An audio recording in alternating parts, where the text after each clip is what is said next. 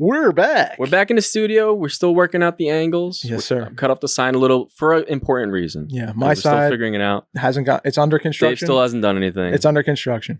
Understood. And we're going to keep a tally, and there's going to be a tally every episode. I'm going to keep doing it. Yeah, man. Until you put something up. I'm going to work on it. But I'm excited today, man. Me too, dude. I really am. Me too. Because I think who we have here back on the podcast is, I think, the future of film, of creating art. And I really mean that. I do too. Because I want to start it off with, we have Nick Lusardi on Nick the podcast. Is back. How's it going, Nick? Good. Thank you for having me. I just want to say before everything. It's been a while. I want to say before everything. I want to preface something. Yeah.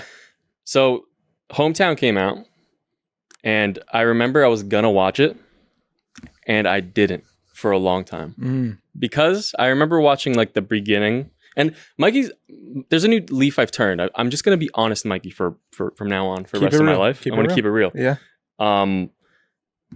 I watched that beginning, and you like were explaining that, you should watch some other stuff first. And I was like, oh man, like if I'm going to do this, I have to do it right. You know, I have to sit down, do it all. And you know what I did? I didn't watch it until yesterday. And dude, I'm just like, I don't know. I'm just so inspired, from what you did. And I can't wait to talk about it. But before we do that, we got to just do a little sponsor stuff, a little housekeeping. Yeah. Shout out O'Hagan Career Coaching, the official sponsor of the You're Here podcast. Guys, when I got out of college, look at me. He was dumb. I'm still kind of dumb, man. I'm just kidding. I'm going to be real. I'm just kidding. I remember applying to 2 jobs, saying, I have like getting my suit all crooked and not matching, colorblind. I wore a suit to an interview you didn't need a suit for. I didn't ask no one nothing about what to do. Yeah. And guess how many jobs I got? I'm going to say under 3. 0. Yep. 0. So I didn't get hired. But luckily I found something. I'm okay now. I'm not on the streets. But let me tell you, Coach O, Jim O'Hagan's going to get you ready for those interviews. He's going to get you ready for just getting into the workforce because it's competitive. You need someone to tell you how it is. He's got experience, 30 years, right? 30. What is he going to offer us? Dude, he's got like classes and stuff. What is he doing? He's got one-on-ones, bro. You're going to hire him. He's going to be online with you or in person, but he's going to coach you basically to get you ready for the job. Mock interviews. Yeah, mock interviews. He's got 30 plus years of experience of hiring, of managing teams, literally working with like new people in job situations. So he knows. He's trying to give you his instincts, his subtle, knowledge of little things about interviews and coaching you up for the interview process. So hit him up, O'HaganCareerCoaching.com. Anytime Actors Lab, if you want to learn how to act, I'm going to say it right now. It's a dying art form. Let me say this. Say it. You don't know what you're doing. Yeah, you don't. You don't know what you're doing. Yeah. Right? Yeah. Well, I'll tell you who does. Adam Louder, man, at anytimeactorslab.com. He's going to teach you how to act. And I know you've been watching your favorite actors and you've been like, how do they do this?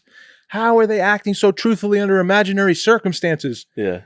Adam's got the tools, man. He's got the tool belt. He's worked it out, and he's got it in a way where he could pipeline it to you from your home. Yeah, man. One-on-one. Dude, if you want something for free, go on their TikTok right now. He's got crazy breakdowns of like the best scenes of all time. Yeah, man. Breaking it down for free, and you can start learning there. Yep. But if you want more, hit him up. anytimeactorslab.com. Get on there. Boom. And also shout out patrons real quick. We love you. You're on the screen. We love you all. Thank you so much. We're always gonna put it back. That's how we do. So if you want to support us, get on there. We it's got going extra into content. my wall. Whatever, it's decorating my side. No, that's the patrons. You, dude. No, the patrons are decorating. No, don't get them involved on your. Hey guys, don't get them involved on your stuff. Give man. me your money because it's going here, right? Hey, Thank you guys. Thank you guys. Nick Lusardi's back. Nick Lusardi. And I just want to start by saying this, dude. Can I start by saying You're trying to show me up? I just want to say this and get it out in the open early before anything happens. Okay. I found him. What the fuck? What? I found him. I found him. Okay? You're right. You did. You did. No, because he's like, oh, you know Nick's my favorite. Nick. I found him, dude. Me. Yo. Not that. Yeah, I'm not going to say anything to do with what he did. He did his own stuff. But it's me. Okay. All right. Don't ever get I will twisted, remember. Dude. I'll remember. Okay, Nick. Welcome back to the You're Here podcast, man. How are you doing today? I love the hat. I love the Nat Geo shirt you got on. I have 70 questions. Yeah, there's a cabin behind you. Where are you? I'm on my front porch actually. Front porch? Back home in Michigan. Wow. So you're home. Yeah. Yep, I'm home. Yeah, okay. It was good. Right out the gate, how does it feel to be home after wrapping up year one of college, sir? Oof. Well, to start, you guys said you got ancient oak coming out of that the incense there. Yeah, I think so. I was gonna say I've got slightly less ancient maple around me. Ancient maple. It was about what I would call the scent around me. It feels good. You don't get scents like this, and I go to school in Ann Arbor at University of Michigan, and you don't get smell of trees and grass and like animals, like coyotes howling in the night and stuff like that. So like since I've come home, it feels peaceful. Like it just feels real peaceful. Yeah.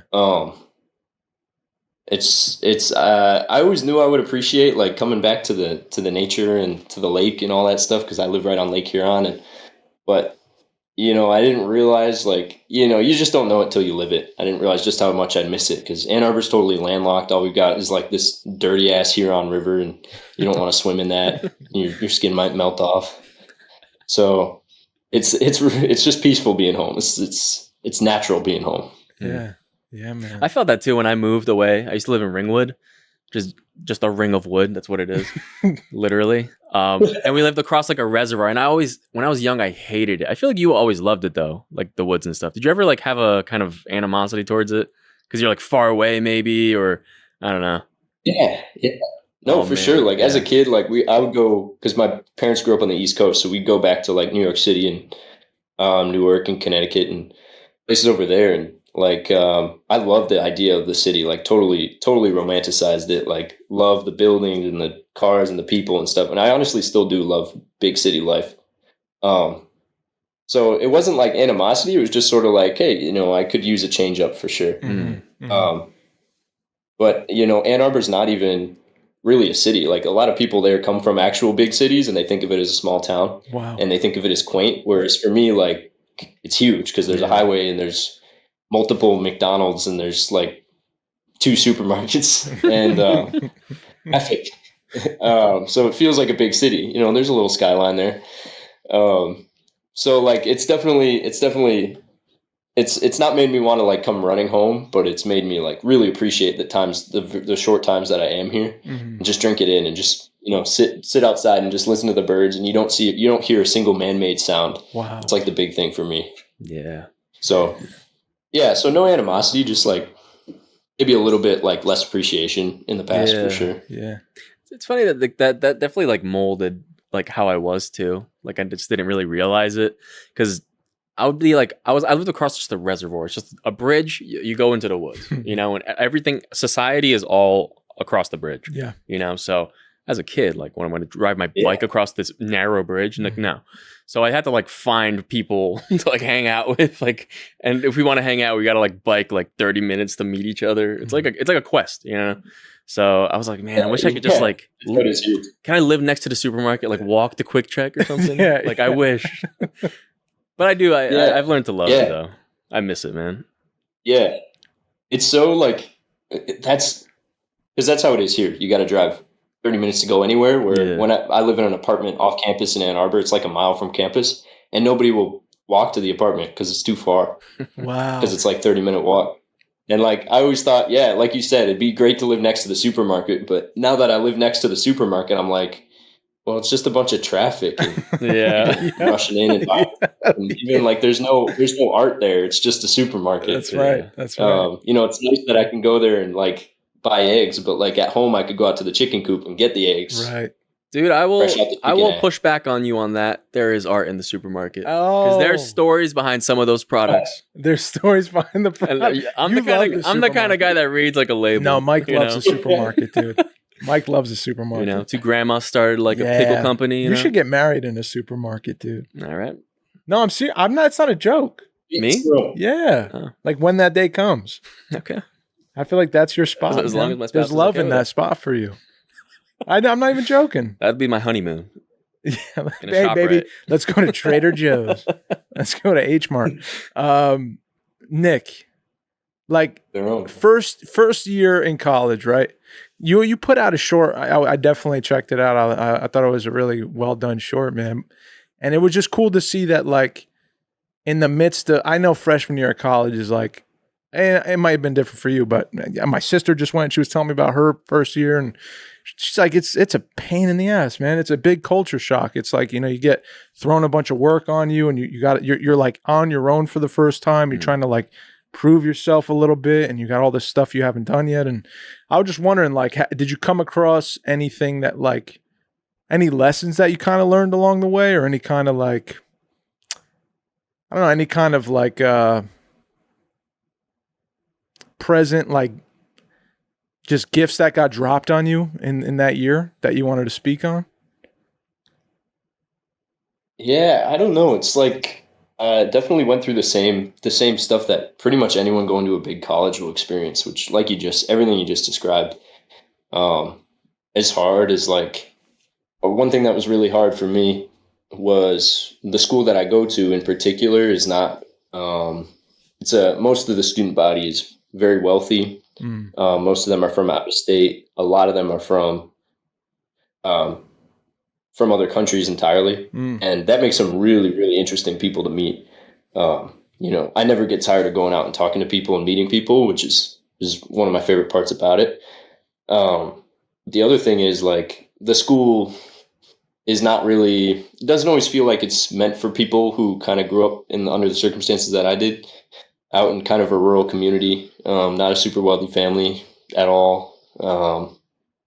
And so one thing that was really important was you really, in the midst of meeting all these new people, you really do stick with, like, the few people that you can find who really know what it's like to grow up being under your circumstances. And although that's not like a groundbreaking life lesson, it's groundbreaking to every person who has to experience it for the first time. Especially if you're raised somewhere that's, like, doesn't have a super diverse, like, it doesn't have a lot of diversity of thought or upbringing. You know what I mean? Yeah.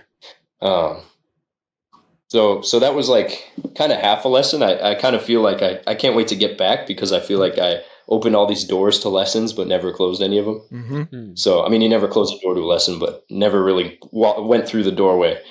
So it's almost like I've seen a lot of things that I don't entirely understand, but, like, the lesson is that I am looking forward to getting back to it. Yeah, man. If that makes sense. That kind of abstract. And were you able to, like, with all of the schoolwork and the struggles with, the social, like, newness to everything, were you able to still balance with some form of creativity for yourself? Were you able to find pockets of creativity? I know you did the short, but I was just curious about, like, did you follow it up with anything else or find any other avenues for you? Because when I spoke to you last, like, and you remember, you're just a creative kid. Like, you enjoy doing things, whether it be music for yourself or, like, shooting things on your own or whatever, diving or whatever. Anything that, like, I don't know, gives you some kind of satisfaction creatively. I know it could be tough probably first year, but what did you do, or did you do anything, or did you find anything, like, creative for yourself? Yeah, definitely. Like, first semester, I spent most of that working on the post-production of Hometown. So I was spending a lot of time doing that. It was weird. It was weird to try to make that I don't know. I haven't thought about that. Were you doing that in your dorm, Nick? In your apartment? No, actually, I had an apartment. Yeah, in your apartment, you were doing post? Yeah. Wow. Yeah. Wow. Okay. And some of it wasn't even entirely done being shot yet. So I took a weekend here and there to go up and finish scenes, and I was organizing people. And then over, like, we got out in, like, the beginning of December, and there were still, like, 2 scenes I think that needed to be shot, because I added them after we shot everything. Yeah. And so went up and shot those, and it definitely kept me, like, it was kind of a blessing and a curse, because it kept me grounded. So I didn't, I wasn't, like, freaking out from all the newness, I guess, when I first got there, because I was like, I had this project that no matter where I was working on it. And so it was keeping me, and it's literally called Hometown. So it's, like, keeping me grounded in that regard. But it also maybe kept me from going out and doing more, like, freshman stuff, just doing normal freshman stuff, which I definitely did. But more so in the second semester, because that's when I had finished Hometown. Right. I haven't made any film since then. I've just been working on music mostly. Gotcha. But that's the other thing, is like making music in my room, because I've had more time to be. It's weird. I moved to a city and suddenly I'm like spending more time alone. Wow. Wow. Yeah. Yeah. So that was a weird thing, but like it led to me creating a lot more music. So, that's kind of cool. But now I want a band, so I'm all over the place. Did you deal with loneliness at all, brother? What was that? Did you deal with loneliness? Like, did you ever experience that? Yeah. Yeah, for sure. It's like the the apartment building I live in is like built in 2009, and it's one of those paper thin buildings that they just kind of threw up. It's all white. It's all empty, and my room there is actually bigger than my room at the house I grew up in. So it's like, it feels like a lot more empty space because I got a heck of a lot less stuff there. So it's and your parents aren't there. I actually live with my older sister, so that's been nice to have her around.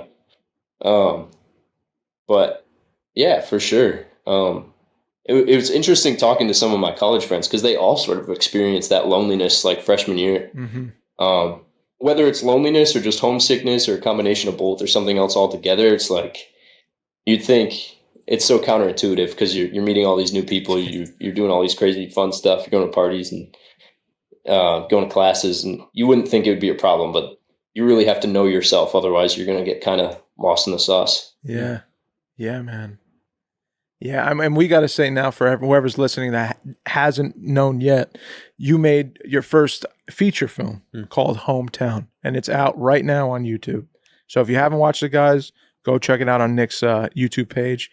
But yeah, I mean, I just want to talk about that so bad. I have so many questions about that and comments. And dude, how do you feel on the other side of like making that full length film?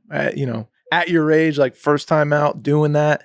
And I know you had to wear a lot of hats to do it. Like, yeah, are you proud of yourself, man? Like, do you feel a sense of like pride for that effort you put forth, and like that you were able to put something out there now that like we can watch? Well, first of all, thanks for letting the people know. Thanks for the plug there. Always, man. And I hesitate to even call it a feature film, because it's like, I think it's like it's right about an hour, almost exactly an hour. I call it. And like by some definitions, it's like over 45 minutes. Some definitions like got to be an hour 20. So I was like, we'll meet in the middle. I'll call it a feature. That's right. I really want it for the feature. Yeah, man. Yeah. I definitely feel a little bit proud. I mostly feel thankful or grateful. For so many things like that are just flying through my brain right now, but particularly just the ideas, the ability to like the means to be able to express my ideas. I think a lot of people have really, really cool, great ideas, and they either don't believe in themselves enough to do it, or they just don't. They're not under the right circumstances, and you really have to have the right circumstances to be able to do something like that. So I'm very, very grateful for the like 10,000 things that led up to me even coming up with the idea for this. And then just all the people involved who really made it happen. Because I specifically wrote it thinking, I'm never going to make this. I'm going to write something that's just outside of the bounds of what I can make, Wow. Something that's like just a little bit too much than what I think I can do. And I'm just going to have to assemble like a serious crack team to figure it out. And I'm thankful specifically to David, for you and Adam, because I remember when I wrote the first script, I shared it with you guys, and it it doesn't even look anything like how it ended up. But I was like, if these guys like this script, then I'm going to go for it. Because I was having a lot of doubt a couple years ago. Wow. I was like, this is how I'm going to have to spend my senior year. Like, is this really what I want to spend like 88% of my time to 99% of my time doing? So there was a lot of times where I could have just put it away and not done it. And one of those times was before I talked to you. If you guys had said you hated it, which I knew you weren't going to, but if you had said that, I probably wouldn't have done it. Wow. So we had a great conversation a couple of years ago, right before I started. And yeah, it was really, really, really significant for myself and for that creation of that project. So I feel grateful to you guys and grateful to my girlfriend who was alongside me the whole time. And, the like 100 people who worked on it. I mean, every film that takes an army. Yeah. Takes an army. Yeah. That's why I love you, man. I want to like launch into it right away, but that's why I love you, dude. I think that like, even like at a younger age, I wrote it down. I wrote down today in my journal because I watched the film again today. I just wrote my first thoughts. I wrote, Nick Lusardi has a unique way of imbuing his characters, his actors, with a life and vulnerability that makes you care for them. Their past, their futures, hopes, fears, quirks, humanity. You can tell he loves what and who he frames, and you feel it as a side effect. Damn. Because I was watching your friends and your homies and your girlfriend and your sister and I was feeling immediately like I care for these people. Yeah. And that's a rare thing. I've seen a lot of films, man. I've seen a lot of films from a lot of people at all levels. And that is such a unique quality you have, dude.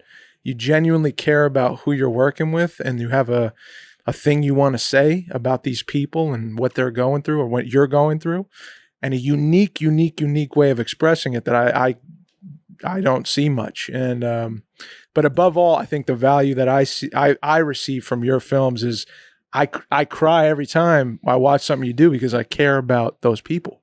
Because you make them, I see them through your eyes. You know what I'm saying? They're not throwaways. They're not props. They're not, just here for the scene.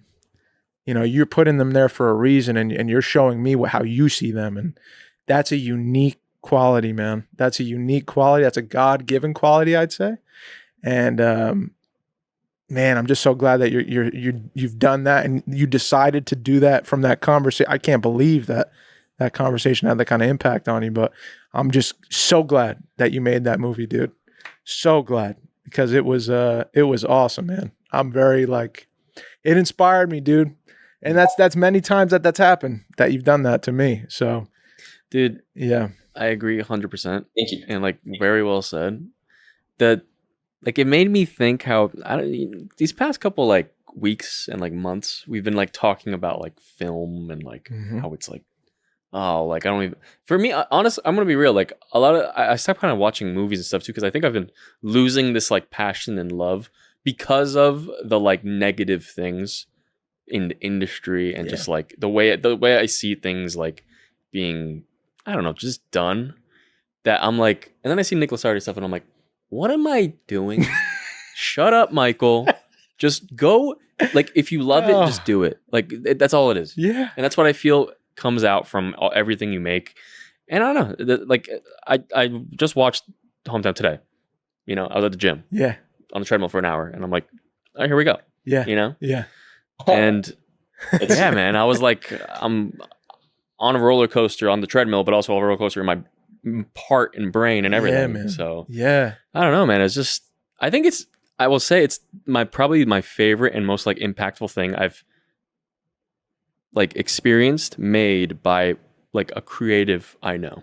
And 100%, 100%. Out of everyone I know, we've gone to, films we've seen. Absolutely. No question. Yeah. No question for me too. And I wanted to say this, and this could be me just throwing on what I've gotten from it onto you. I don't mean to do it if it's not the case, but I think what struck me too, along with the caring for these people, what tagged along with that was I thought of you. I thought of you, your senior year, and this very how many people, how many young men don't last? You know what I'm saying? How often does that happen? I think it's 2 every 5 minutes or something. It's some crazy statistic. So you're dealing with a topic that's very, very real at a very young age, tackling that in a major way with many people, and kudos to everyone. Mm-hmm. Your girlfriend is a G. Amazing. She is such a good actress. Your sister, I told you before, G, dude. Yeah. G. They're incredible. They're incredible. But I think the thing that struck me, and I started to think about it, was he called it Hometown. And then I was like, he's leaving. In the I don't want to give it away, but I'm like, holy shit, he's leaving. This is a creative way to say like au revoir to everyone you love. Like, you know what I'm saying? Like, you took these moments with dude, I got chills thinking about it. So I just wanted to say, bro, you're miles ahead of, and I told you before, I'm like a broken record when we talk. Yeah. Because I just tell you, like, you're so much further along creatively than I ever could have imagined I ever would be at 19? 20? Where are we? 19. 19. Yeah. It's incredible, man. It's incredible, dude. And I don't want to inflate your head. And you would. I know you wouldn't let that happen. You wouldn't let that happen. You're not that kind of person. Yeah. But I gotta point out chapter 2 is my favorite. Dude, I'm like sitting there. I'm like, am I on Netflix right now? Like, what's going on? Because this is like, I don't understand. Like, I was freaking out. Yeah, man. And I'm like, I don't know. Just like, just in terms of acting, man. Like, I don't know, maybe you could speak on this better. But it's just like, I was like, how? Like, it's just Nick. I love that you put chess in. I didn't mean to cut you off. No, go ahead. No. Yeah, go ahead. Finish your thought. No, go ahead. You put chess in there. You gave your actors things to do, and like, I was like, this is what we taught. This is. That was you who told me that. And dude, you did it. Yeah. And I think, and it was like, so like perfectly. Yeah, man. Perfectly. Oh, like it has meaning with it all. Like, I don't know, man. Yeah. No wasted motion. Chapter 2. Man, I could talk about chapter 2 all day because I just could talk about it all day. I could talk about every chapter all day, but yeah, if you got any questions about chapter 2, man, I can answer them. Dude, I don't know. I'll tell you. I'll tell you. I've got many favorite moments from the film. One of my absolute favorite moments, acting moments, is your sister at the bus stop. Yeah, that was crazy. Oh, yeah, that's crazy. My God. First of all, there's two moments at the bus stop that are insane. When she's basically, she has a letter and she's hearing that homeboy's about to bounce. That was an incredible moment. Well acted, well shot, everything. And then when homegirl gets off the bus, oh God, I cried, dude.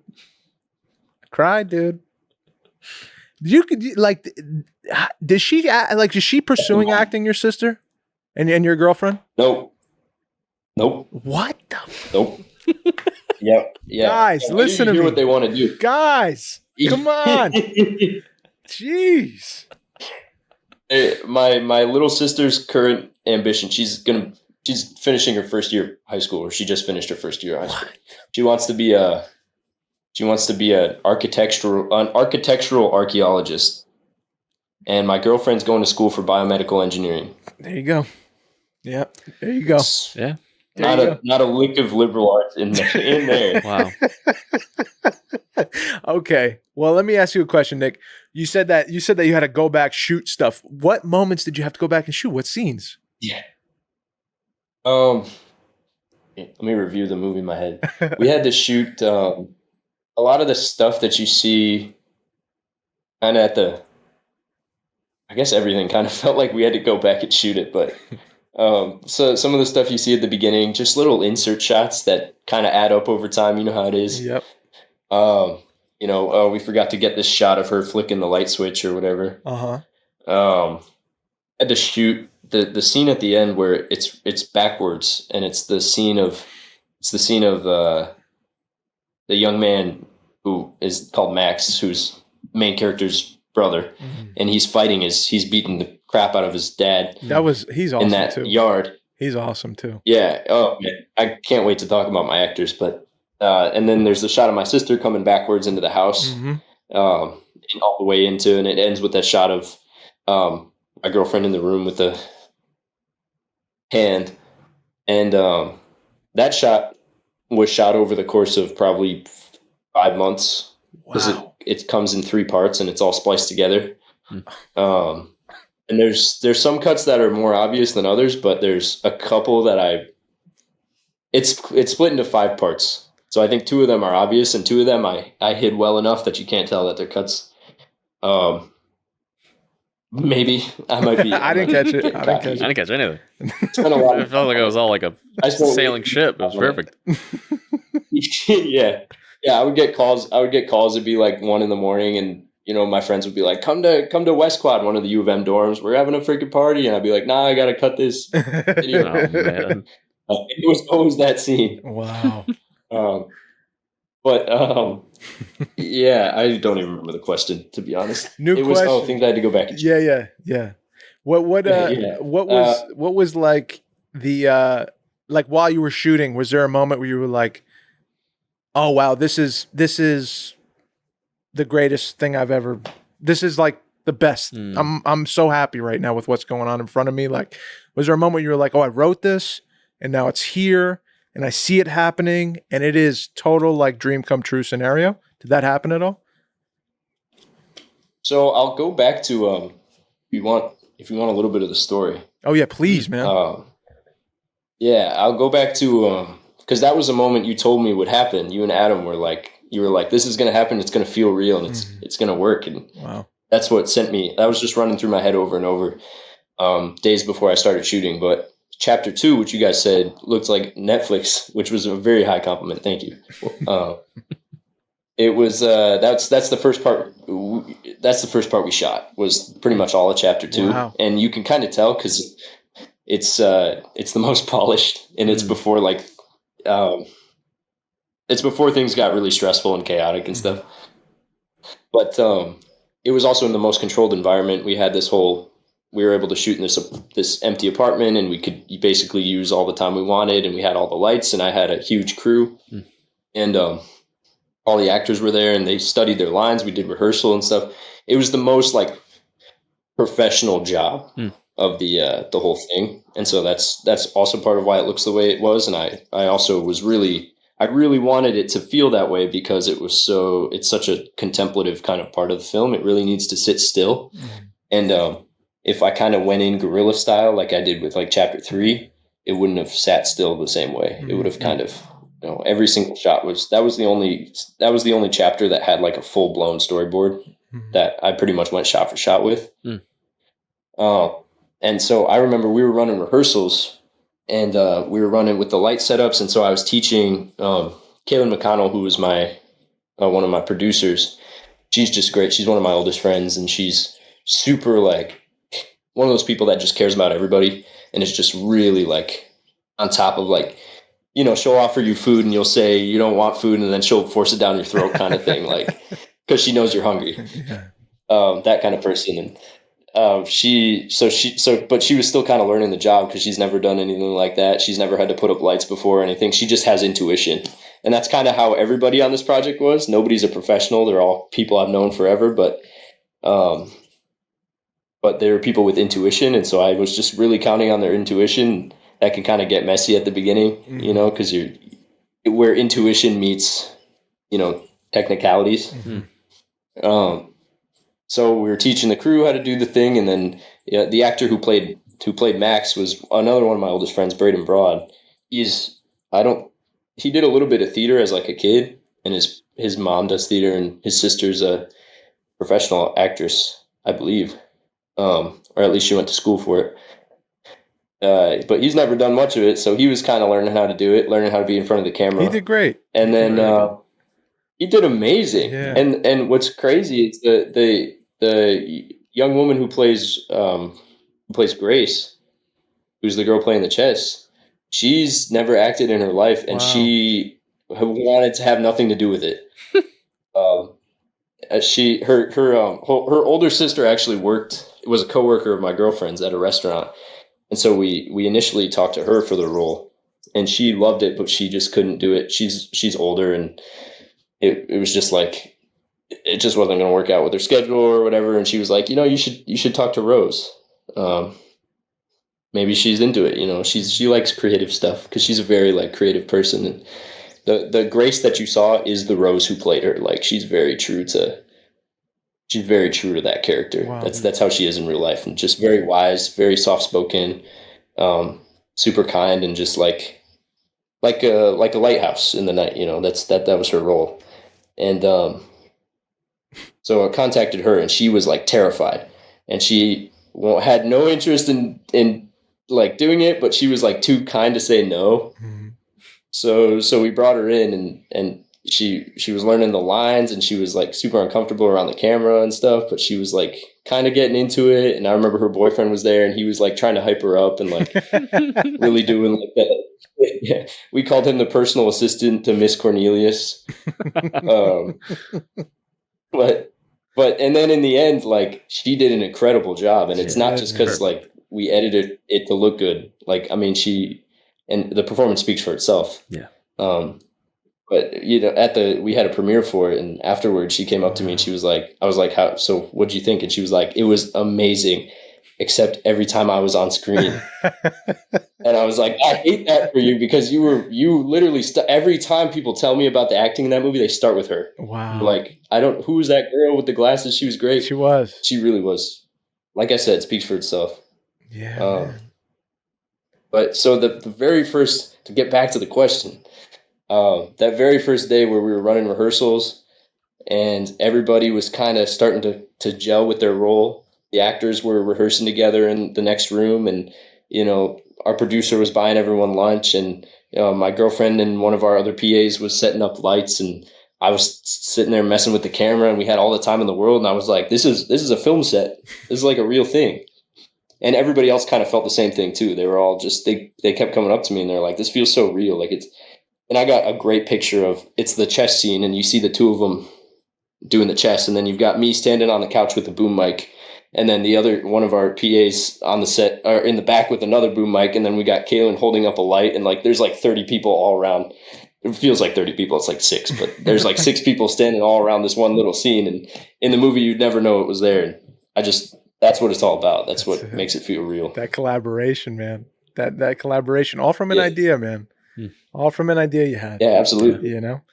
Yeah. That's like the most beautiful feeling, is having all those people together. The moment. Yeah, man. Yeah. That was the moment there. And then from then on, it actually was really chaotic, and I never felt that feeling again, honestly, until the premiere. Yeah. From then on, it was just straight balls to the wall. Yep. Like, we need to do this. Yep. Yeah. That's what it turns into. We already shot one scene. Yeah. Exactly. We shot one scene, so we're not going to not shoot the last scene. But it feels like we're never going to shoot the last scene. So I get it now. Yeah, I remember the first day we were at Ken, we were in this like kitchen, and we were setting up in this kitchen, and they were framing me up, and Adam's, he's talking to people, and I remember I looked over and Adam was crying. And I was like, dude, this is amazing. Like, we're really here, man. We made it. And we were having that kind of moment where, like, dude, first day, first shot. Yeah. Like, it's because it takes so long to get to that point. And then when you get there, you're like, holy cow. Like, look at these lights. Look at this. Everyone's here to do this. Like, we're all on the same page. So it is like that. And then I remember, as we go, like, beautiful things are happening and occurring, but you're working. Things are going wrong. Things are like not there when you need them, and you got to adjust, and you're just constantly adjusting, moving forward. Yeah. It's just like a battle. Like you're just working through it. And I mean, yeah. It's the first mile of a marathon. That's right. You hit the first mile and you're like, fuck yeah, let's go. 25 more. Yeah, man. That's exactly right. You had a premiere for it, Nick? Yeah, it was pretty small. It was basically everybody who worked on it, and then their like significant others or whoever they wanted to bring, and then some friends and some family, and there's probably like 100. I guess it wasn't that small. There's probably like 110 people there. Where'd you have it? It was there's this museum that I basically grew up around because it's connected to the office where my dad works. Is that the one in the film? And that's actually. Yeah, that's where the apartment is as well. So the apartment's upstairs, which they use for that's where the captains of some of the boats live. But in the winter, there's nobody there. Uh-huh. So we shot up there in the winter.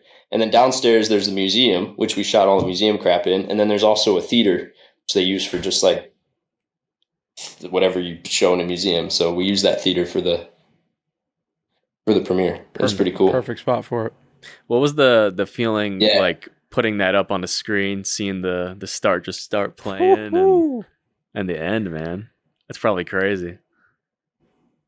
It was, all that was going through my head was, fuck, I didn't design this sound to be played on a big giant screen with a bunch of big speakers. That's what was going through my head the whole time. It was like produced through my headphones. There was no professional mixing or mastering or anything. So I was stressed about that. Obviously, nobody else cared about that at all. Yeah. Except my producer. But it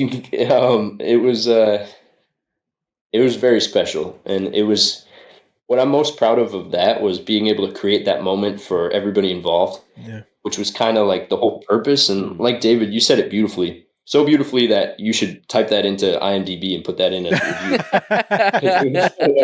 I got you. I'd love for more people to see. But I'm just kidding. But I got you. I'm going to type it was up, that was like dude. it was meant to be like a senior thesis, and like exactly what you said, like a senior thesis, and tied up in all these metaphors, and to tell a purposeful story, but also being a project that we could all just do together. And that's how I sold it. And I figured I wouldn't truly have given back to these actors what they gave to me without putting them all together with their loved ones and with their coworkers and with their families, and showing it to them on a big screen. Like, I just felt like that's just how we had to do it. So we had a whole bunch of snacks. We had popcorn, candy, and movie theater stuff. And I remember, like, beforehand, it was so exciting. It was like beforehand, I had one of my best friend's moms who does catering. She came in, she set up some stuff and great spread. And we had like sparkling grape juice on ice and little cocktail glasses and stuff. And then beforehand, everybody's sitting in the theater chatting, and my parents are there with like a bunch of boxes of like movie theater candy, and they're chucking it out into the crowd like Oprah. And it was so fun. It was just really fun for a movie that's not fun. Like, it's not necessarily really fun. The premiere was very, very, very fun. And then everybody kind of quieted down. We watched the movie, and it ended, and people just clapped for forever. It felt like, for me, it was probably only 30 seconds, but, and then I just came up and said thank you. And like, it was you guys who did this, the real hometown was the friends we made along the way, as they say. That's right. And then from then on, it was just chatting about the thing and the things that most affected people and the things they were most proud of. And yeah, it was just great. That's all it was made for. I don't care who sees it after that, Mm-hmm. Wow. Wow, dude. How do you feel about where you're at today, brother? Like, you feeling anything creative creeping up on you while you're back home, back in the place where you get so much inspiration from? Yeah, definitely. There's definitely a lot more time to just kind of do stuff. There's no classes, and so just more time to think, come up with stuff. So there's always stuff brewing for sure. Mm-hmm. Man. Yeah. Was the idea of like parts always there? Like chapters? Yeah, because it started with the Loons, kind of. It started with Tootsie Roll a long time ago, and maybe we can link like I think I made a playlist. I have to go back. It's been a minute. Made a playlist with all the connected. Oh, perfect. We'll link it down below. You guys got to watch. Link below. Yeah, I can send it to you guys. Perfect. And if I haven't made it and I just hallucinated making it, I can make it and then send it to you guys. I'm going to make it. Mike's going to make it. Yeah. But it's back when I made that film, I didn't necessarily know how it was going to end, but I knew it was connected to, I knew there was a brother in that film, and I knew that there was more to that. And then when we wrote The Loons, I knew that I was going to connect those two. And so it was almost like those were the first two chapters or the prologue. And so it only felt right to tell hometown in chapters. And part of that was also like every creative decision, and this is probably true for every creative, but every creative decision also has like a practical kind of justification. Mm-hmm. And like maybe that's especially true for filmmaking, where it's like, we shot this in an attic because it was a really beautiful place and they had great light coming in from the windows. But this real reason is because we couldn't shoot it in the supermarket. So part of it was kind of like I wanted it to be that way, but I'm glad that it ended up that way because I truly didn't believe in my screenwriting ability enough to be able to like hold on one story for like an hour and a half. I wasn't there yet as a writer. So a big part of it was like, I want to have a bunch of characters. I want to have a bunch of settings. I want to be everywhere. Cause I also want to showcase the town. Yeah. That was a huge part of it too. Like just the fact that you guys know about that museum or that you know about the bridge or that you know about things that are very important to the story because the story is deeply ingrained in the setting. Yeah. Every part was written by me sitting where it was filmed. Wow. Yeah. It makes sense. The part with your girlfriend and your sister, I think I was on the bed at Lake Huron, right? Like there's some kind of flowers. They're kind of laying out. Dude, I was like, these places are incredible. Yeah. Incredible. But I think like that's what you've always done.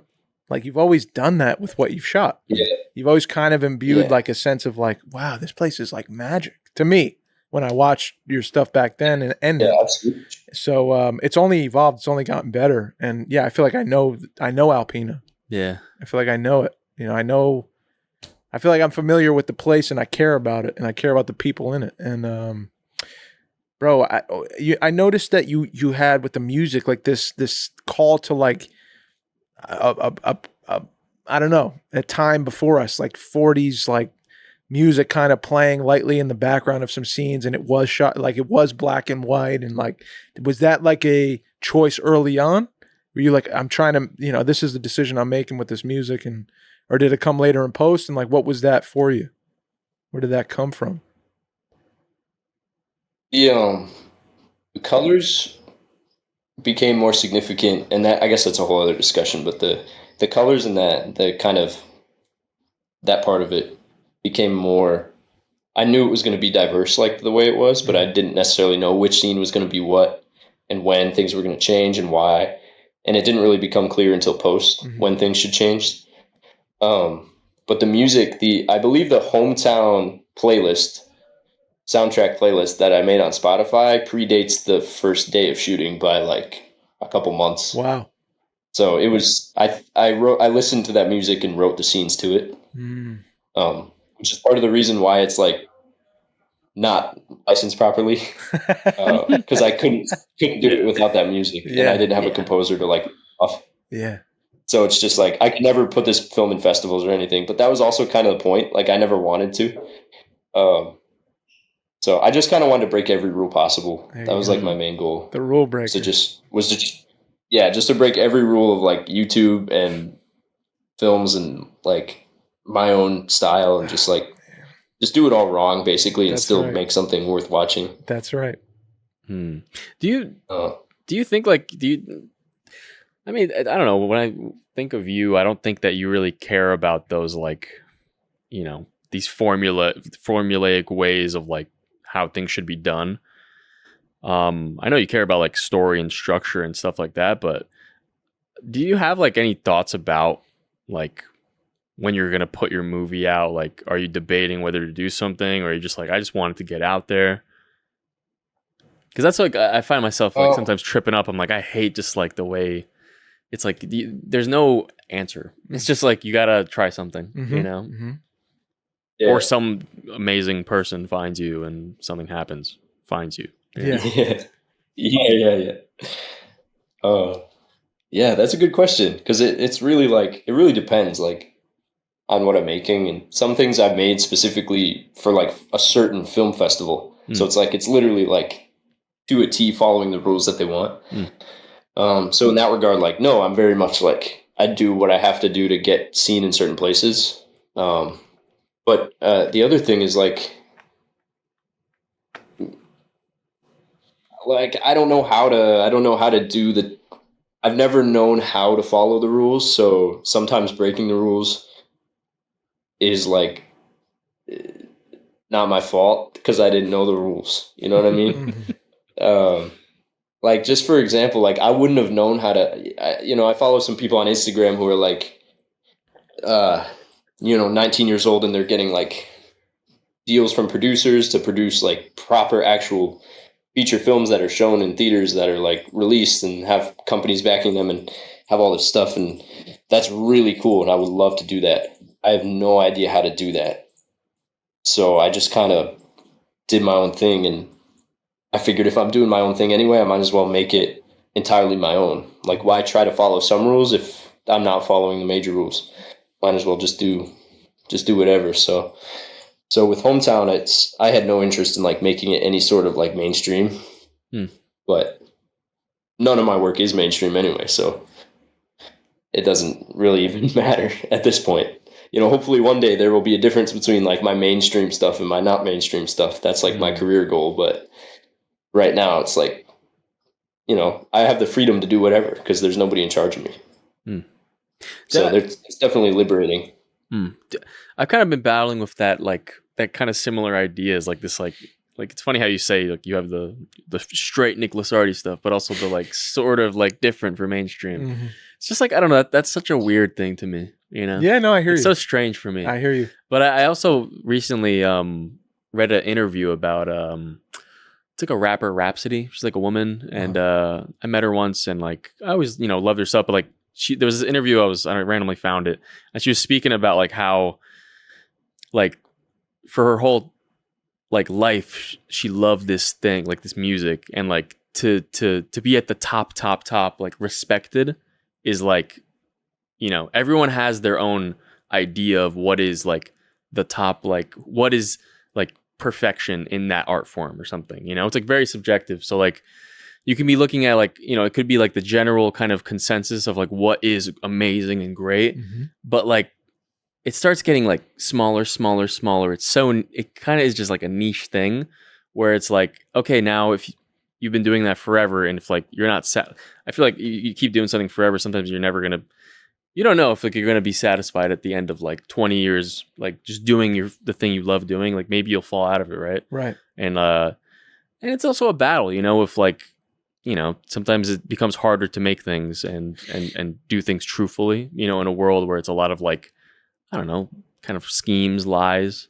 So she was talking about how like with her things she's doing now, she's trying to like, there's like she learned that there's like a way to make, the hardest thing to make is something that is still personal and super like what you're trying to do and what you identify as like great and amazing, but also like put that as a layer inside something mainstream. Like that's like truly the hardest thing to do. Yeah. Because there's people that do that, right? Yeah. We all, you know, so the greatest movies and stuff, I feel like that's what it's hitting, you know?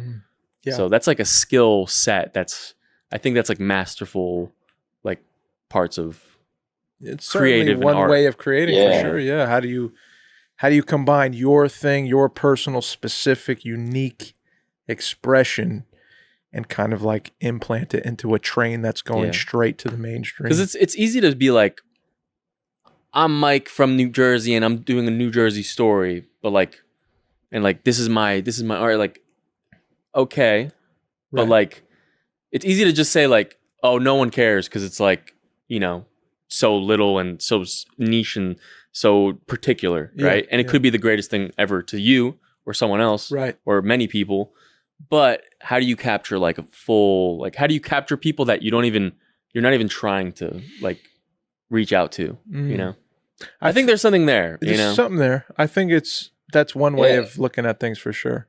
I think I like to err on the idea.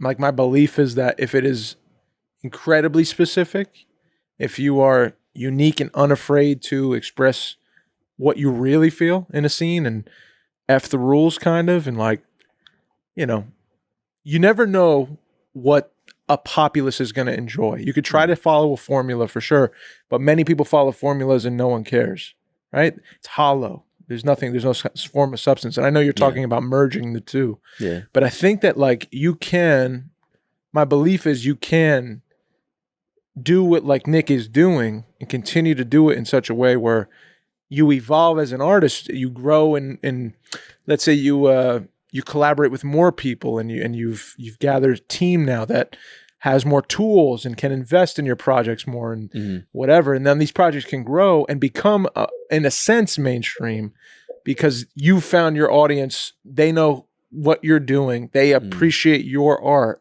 and they're coming back for more. Yeah. So it's popular, but it's not like, it's not like. I think though the getting from like that into like you're saying, like finding more people. I think the finding more people part is the wall that's very up. So it's hard to because like Nick could be doing, like he's saying, mainstream stuff, but it's like you could be making something aimed at that, but it's not gonna be there, if it's not found. Yeah, exactly. Yeah. We got to find like examples. Like I'd love to talk about this. Me too. And find like examples of films that like have that going for them. Yeah, or, I like, would love to see just examples of art like that, because it's an interesting conversation, because it's like I think the Rhapsody girl got it from Jay-Z was talking about that and was saying how like a lot of music and stuff, like when it comes straight from like somewhere, and it's like so visceral and things capture you. Yeah. Immediately. Yeah. And you don't even have to be from there. They're arresting. I mean? Yeah. And like, how do you find that? How do you do that? Yeah. I think it is a portion of like doing what Nick's doing, like being so truthful to your work that like essentially one day, like there's some sort of thing that changes, that it is captured. And I think there's a key ingredient that we're missing. Yeah. That isn't being spoken about right now. And I think that's a sense of an intention, and maybe not even knowingly. Actually, intention might not be the right word, but to do your work, to express yourself vulnerably in your unique expression, but in a selfless manner. Where like Nick isn't, he just said, like, I'm not doing it to make a mainstream movie. That wasn't my intention, or I'm doing it for whatever. He's doing it he's bringing like his team out. He's like, I want to shower these people with love, and like, this is my hometown, and like, I want to put a lens on this and frame this up and have a night throwing candy around at the aquarium or at the museum, and like, that's what I'm after. Yeah. And he did it. Dude, this is great that you're bringing this up, because I had the immediate thought after the film, like I was thinking to myself, that's like what kind of what we're talking about is like a way you like connected that to like something we can all think about. Yep. Is hometown. Your home. I started thinking about my hometown, like that's my people I know. Me too. I'm like, oh, I started just thinking about all the stories of like all these people I met and all these things, and how like important that is, and how that's, what his film can do, and that's not just like a simple thing to like put into someone, right. Right. So that's, I think that's really getting towards that, man. But you have a great point where you're saying about like the mainstream, like there will be a lot of money. I'm not saying it has to be like this, like empty shell thing. No, I understand. You're saying plug in the personal. I'm saying like that hometown thing is one of those things that could do it. Totally understand what you're saying. There is a game to play there for sure. Yeah. But I think if you err on this side, that side will come. Yeah. I think eventually. I don't know when. I don't think always though. Maybe not. Yeah. It's case by case. It's luck. There's timing involved. It's a lot of things. But I just would be very, very careful. And I would never tell him to do this. Yeah. Of like erring on the side of making things for everyone. That my intention is to write a thing that everyone's going to glean and I think that's like good practice, maybe for one time. Maybe. But what I might add to that is like, there ain't nothing stopping you from trying both. Like you just kind of said, man. Mikey. Yeah. And you can inject yourself into anything that you create. And I think if you're truly like passionate about your creative endeavors, like you're just gonna do that. It's hard to create something empty without passion. I just don't think that's possible at all. I think it's hard. Nick, I think it's hard for you, buddy. It's hard. I don't think it's easy for the high ups being, I don't give a shit about anyone. Throw a fight in it. Yeah. Throw a drug. There's not enough punches. Yeah. Let's get a cop involved in this scene. Yeah. That's when it becomes about money. The higher ups are passionate about money. They're not passionate about movies. So I forget which director said it, but he said we don't make movies to make money. We make money to make movies. There you go. And that's what I tell myself every time I drop $100 on like a new light or whatever. That's right. That's what you should tell yourself. It's an investment. That's what you should tell yourself about decorating the wall. Sorry. You're right. Hey, that's good advice, and I'll take that advice, man. I got to get better at decorating. I got a quote for you, man, from the late great John Cassavetes. It reminded me of you, Nick, of you, Mikey, of all of us. As an artist, I feel that we must try many things, but above all, we must dare to fail.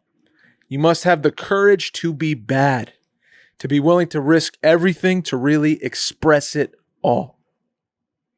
And that willingness to be bad, man, that willingness to just throw it against the wall and see what sticks, but boy, I'm going to throw it 100 miles an hour and it's coming straight from my chest.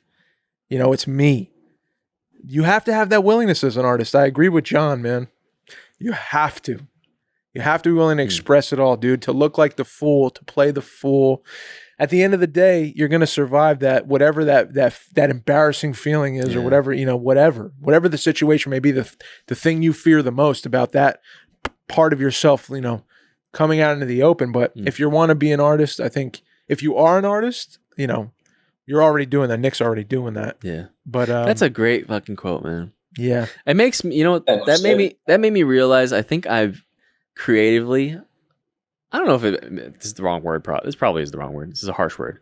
I feel like I am weak in that aspect of I haven't put out that much, and I think it's like, I don't know, with all the movies like you guys make and stuff. It's even the thesis film I made with you in it. Yeah. It's like there is so much personal stuff that and you're working on it so much. I can't imagine for a feature film, like a fully personal feature film, and then you put it out. I'm like, oh man, I don't know. I maybe I can't stomach that. It's a little bit daunting for me, man. Yeah. And that's such a great quote for you need to just feel dumb.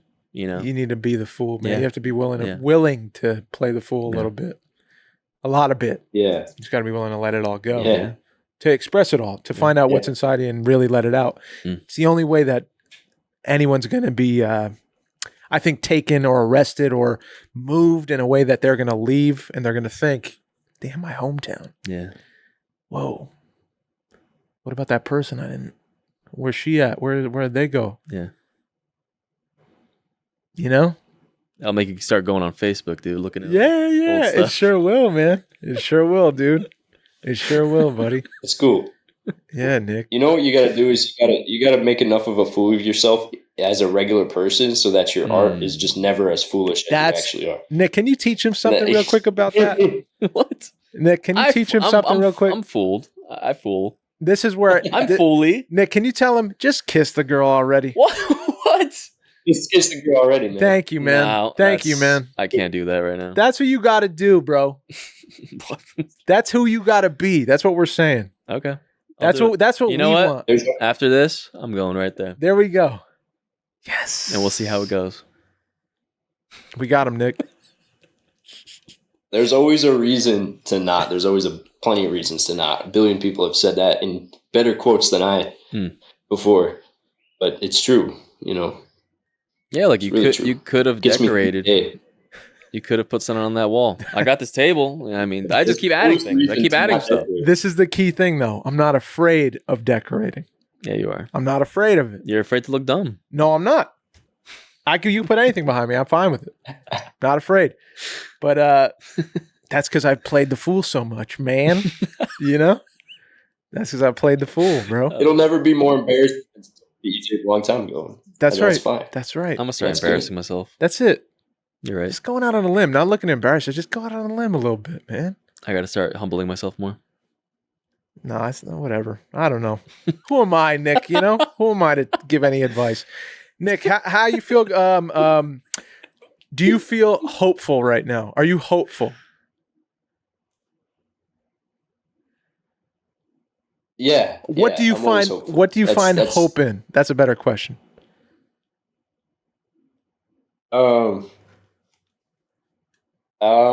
Just time, just the ability of time to really have an influence over art and over growth as a person. And that's something I know you guys talk about a lot and bring up a lot, is just things about getting older and understanding the world around you better. And it used to feel like I had to do, every time I came up with an idea, I had to execute it right then. And I had to do things right away. And I had to get out of high school and I had to do all this stuff. And now I can kind of, now I wake up and I'm outside and sit on the porch and just like watch the trees like an old man.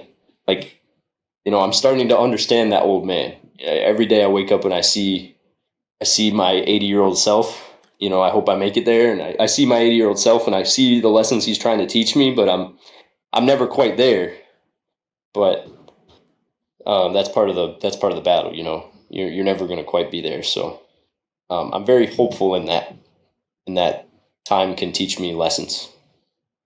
Time will teach you lessons, man. I promise you that. Is there anything that you are saying goodbye to? Any farewells? I try to live by there's never really a true goodbye. That nothing's ever truly gone. Nothing's ever truly in the past. And while that's not necessarily like true, it's true from like a perspective thing. So, there's things that I'm not going to have. And, this might be my last summer coming home for like a lot of time. And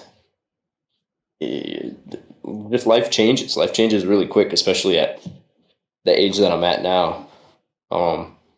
Saying goodbye to my teenage years in like a few months, that's something. Saying goodbye to high school, saying goodbye to, going to high school dances and things like that. But it's all, the energy's still there. You can always feel the way you felt before. And at least that's something I always tell myself. Mm. So I guess the short answer is no. Mm. I love that. Wow. I had another question. What's something, Nick, that you're like trying to improve or you're trying to work on creatively? I really enjoyed what we were just talking about a couple minutes ago about trying to strike the balance between what can really get a lot of people's attention because of algorithms, because of whatever, versus what is absolutely 100% true to what you are wanting to make, and how that can, over time, those lines aren't parallel. They can eventually intersect. That's kind of a constant creative battle that I'm fighting, is especially like this past summer, I've been a lot more focused on music than film, and making music is like even more of that battle because it feels like a lot more people are trying to put music out there than putting films out there. And trying to make decisions that really benefit, really scratch that itch as a creative, but also are like socially acceptable is what I always call them, is like socially acceptable creative decisions.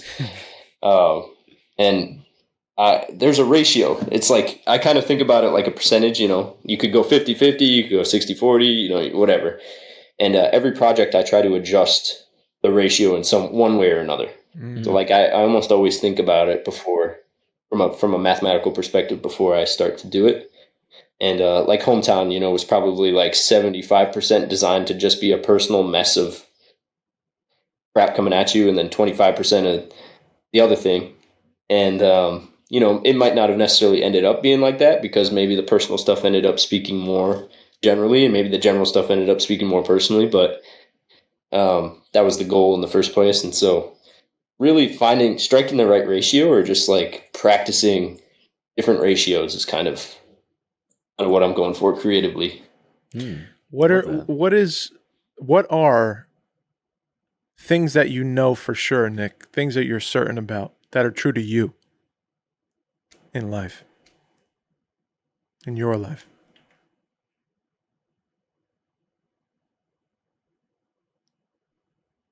Those are tough questions, man. Sorry, buddy. What I expected, though. What I expected. I love it. I love it for sure. It's really hard to know. Like, you guys remember being 19, like, Did anyone ask you guys questions like that when you were 19? Man, I wish. Yeah, I wish. Yeah, because it makes you think. Like, I thank you for that gift of making me think about that kind of stuff. Because not a lot of people have, like, I would consider you guys mentors, and not a lot of people have mentors like this to really have to be invested in them. And so I really, really appreciate that. Got you, buddy. It's I know that I'll never stop trying new things.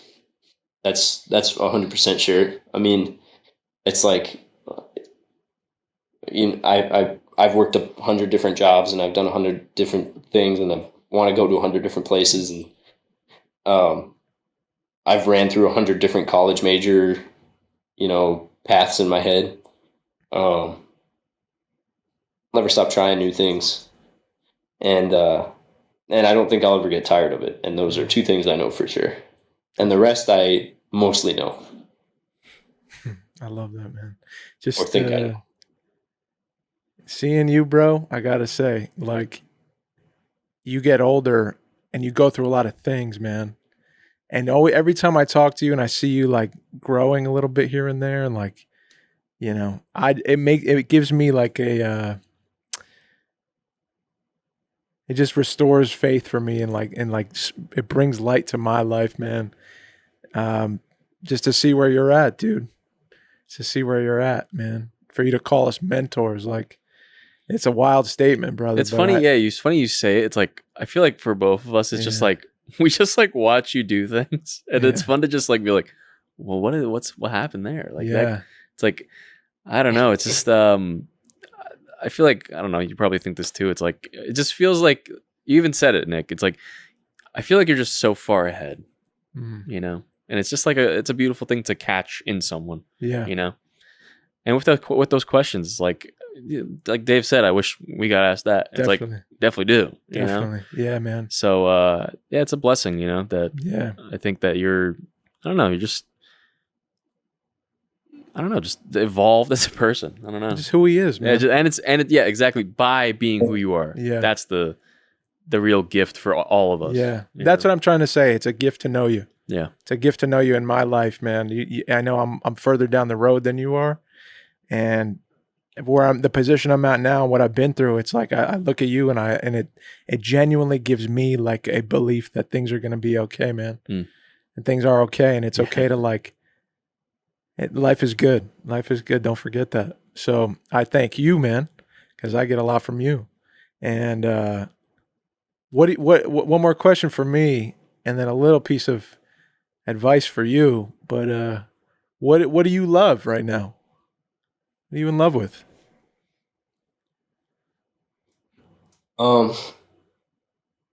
Pretty much everything. I mean, I love my job. I love my family, my girlfriend, my school, art, movies, like everything. It all just feels, I feel loved by the universe, so I got to put that back best I can. And it's not fair to even like delineate between things I love and things I don't love, because everything around me I could love. So like, why not love it? You know what I mean? Jesus, thank you for this young human being, man. Thank you so much. Thank you. Dude, I just wanted to say, I with everything going on in your life, and the way you speak sometimes, I'm like, man, I know you're dealing with a lot of things. You're still seeing life in a beautiful way. I hope that never changes. I want to thank you. I hope you go slow, brother. I hope you go through this slow, very slow. Not to say you do nothing. I know you never will do nothing. You continue to be who you are, and you just go through it so slow and enjoy it presently where you are. You're already doing it. You don't need me to say it. But enjoy these years, man. Enjoy this time in school. Enjoy this summer, brother. Like you said, it's going to be, maybe, we don't know. Could be last one in town for a while, with family being where they're at, and girlfriend being where she's at, and sister being here with you and all that stuff. So just enjoy the summer, man. Enjoy it. Like I said, bro, I'm so grateful to know you. I'm so grateful to have watch that link that was on your Instagram and connected years ago, and to see you growing into a young man now. And it's a cool thing about life that reminds me that there's so much to be grateful for, dude. And yeah, I'm just grateful for you, man. And you're a beacon of that, of gratitude for me in my life. So I'm going to be following you, buddy. I'm going to be following everything you do. I hope this summer selfishly breeds some kind of like creative thing I can look at and call you about and all that. But if you ever need anything, I'm here. Yeah, man. Love you, buddy. Thank you. Yeah, man. And ditto all of that to you guys. Yeah, dude. I mean, I just can't wait. Yeah, I can't say it the way you said it. Yeah, thank you. Of course, man. Beautiful. Hey, man, I am grateful that Dave found Nick. I'm so grateful about that, dude. I'm grateful for it, man. Come on. Yeah, selfishly, I'm excited just to like. I know these years are gonna be. There's just gonna be so much going on. Yeah. And I'm like, we're gonna have a lot to watch, baby. We're gonna get a lot of stuff. No, I can't. I'm joking, but I am excited for it, man. Yeah, and man. I think you're just. I don't know what else to even say with advice. I have no advice. You got to give me advice. But I love you, Nick. I appreciate everything you do, man. And anyone listening, anyone watching, go watch Hometown. Go watch 100%. the backlog too. Go watch everything. Maybe Hometown. Like I don't know if you want to like post stuff like clips and stuff of it. I feel like I don't know. I see a lot of like just in terms of like posts and stuff like that. Like I could see so many shots in that movie. My just like God. The shot with the I know what you're gonna say. The bus station thing with the rain. Yeah. Just like that.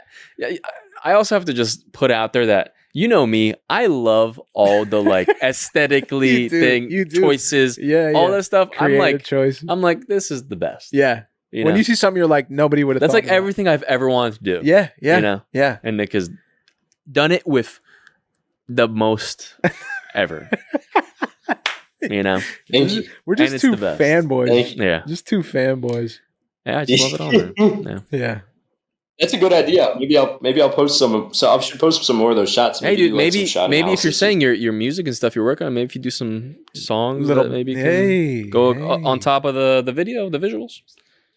See, could be good. See, Thank you. That's where Mikey comes in. Mikey's always here. We go. He's always thinking algorithms. He's always trying to get them views, man. Yeah, buddy. Someone's got to do it. Yeah, man. Mikey's here anytime. Thanks. Thank you for the invite. Of course, dude. Yes. Thank you for that. Anything you want to leave us with, Nick, before we close out the episode? I would like to literally leave you guys with, you need to tell me your mailing address so I can send you. Come on. That's going on my wall. That's going on my wall. On the wall. Oh, 100%. You're going to make Nick be the first thing on the wall. And there's going to be nothing else. It's just going to be that above my head. You know what? I'm down for that. Yeah. Hell yeah. Oh, dude, we'll send it to you. 100%. We will send it to you. Thank you, bro. You're in the studio now. You're in the studio now, 100%. That's awesome, dude. What a great poster. Can I see that one more time? That's really good. For the people watching on YouTube? Look at that. Let's see if I can hold it back. Come on, dude. Yeah. I'm pretty proud of it. The art, this is all Hannah is my girlfriend. She drew all this art for the movie, and just put it together. Printed it at my dad's office. Even got the cheesy little header at the bottom. Yes, dude. Oh, come on. On YouTube, January. Come on, man. What a gift. Yeah, it was fun. And I still remember Rose's reaction to seeing her name on there. She was like, you couldn't put anyone else's name up there? I was like, you're the star of the show. You just don't know it. Dude, thank you. So, yeah. We humbly accept. Yes. We need it. Yes. I need it. I need it bad. I need it really bad. So thank you, Nick. Well, hey, man. Of course. There it is. That's the episode, guys. Being there since day one. Oh, since before day one. Anytime, dude. Anytime. And we're going to be there got your back. till we're gone. Till I'm dead, which I probably got 20 you more. Got a lot of years, I'm tall, though. I'm tall. You're gonna shrink. You're gonna shrivel up. I don't know about that. You're gonna be. I'm past the age. You're gonna be living a real cushy lifestyle. So you're gonna be fine. What do you mean cushy? You're gonna be fine. A real swishy lifestyle. I'm athletic. I'm into the boxing stuff, man. I'm not cushy. If you take that first fight, who knows what happens? You know. You want to cut down your lifespan? I don't know, dude. You think I'd get put out? No, I'm just joking. Come on, I'm making jokes, man. All right, Nick. Thank you so much, Nick Lusardi. Check the description, all the links, the playlist for the film. We're gonna have it down there, and just I don't know, follow Nick Lusardi, please. Just do yourself a favor. Do yourself a favor for real. We will be doing it, and we'll be keep sharing and posting. Yeah. But guys, that's it. You Are Here podcast. That's it. Shout out O'Hagan Career Coaching, man. Yep. If you're trying to, get a job, if you're trying to get hired, you're trying to live in society, well, you got to go to O'Hagan Career Coaching. You got to learn how to get a job because your boy was terrible at it. Got 0 jobs. And let me tell you, I'd do a lot better if I had some help. If I knew what I was doing, if I knew how to wear a tie, if I knew how to tie a tie, if I knew how to sign up for an interview, if I knew what to do on an interview, what the questions. I didn't know anything, and I failed. So go to O'HaganCareerCoaching.com, get the mock interviews. You're going to do one-on-ones with him. He's got 30 years of experience. He's been doing it forever. He's going to pass it down to you. O'HaganCareerCoaching.com. Boom. Anytown Actors App. Dave, what are we going to do? We're going to try to live truthfully under imaginary circumstances. That's a definition of acting, and it will be taught to you at AnytownActorsLive.com from our boy, Adam Louder. Right now, I'm going to be honest with you guys. You might be put on a wait list. Oof. It is that packed, but I will not discourage you. Go get at least a one-on-one with him to get to know him. He's offering free consultations, 30-minute consultations. You guys could have a conversation about your desires, where you're at in life. If you guys are a match, you're going to work together. But again, slots are limited. Yeah. So hit him up. And it's not just like computer. He's like, hit me up. This is a human being that is loves it's acting, not AI, cares. Dude. At least not yet. It's not AI yet. Probably working on it. But no AI Adam yet. It's a real Adam. AnytownActorsLive.com. Boom. Shout out patrons. Thank you so much. We love you. Thank you so much. Extra content on the Patreon if you want it. My name is Mike, and I'm signing out. My name is Dave. I love y'all. Please be kind to yourself. Please be kind to one another. Nick Lusardi. Nick. And my name's Nick. God bless you guys. Thanks for coming. Thanks for having me. The best. The best.